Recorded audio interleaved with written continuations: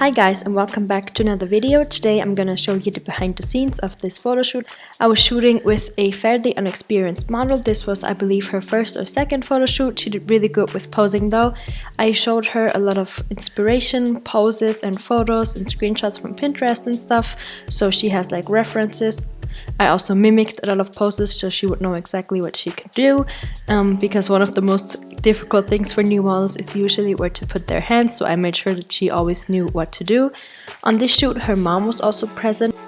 I actually encourage to bring a mom or a friend or somebody with you when shooting, just because it feels more comfortable and you're not alone. We also did a second look with red lipstick and some winged eyeliner. I did the makeup myself on this shoot, so it was just like a quick change.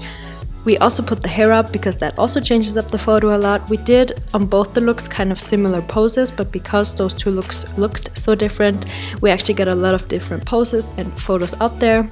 And one big tip that I can give you is to have one pose, show that to the model, and then do small changes of that pose to get a lot of variety with just doing like one pose basically. So use, for example, both hands, then take one hand away, then move the hand that's still there a little bit down, turn a little bit to the side, and so on. So this way you get a lot of variety in your shots.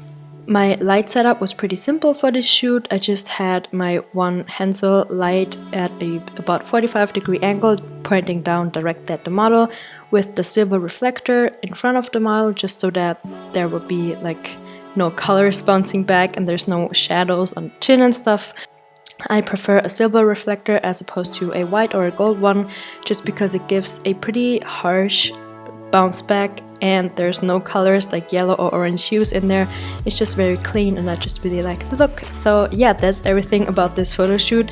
Please make sure you like this video if you enjoyed it, and don't forget to subscribe if you want to be notified whenever I upload new videos.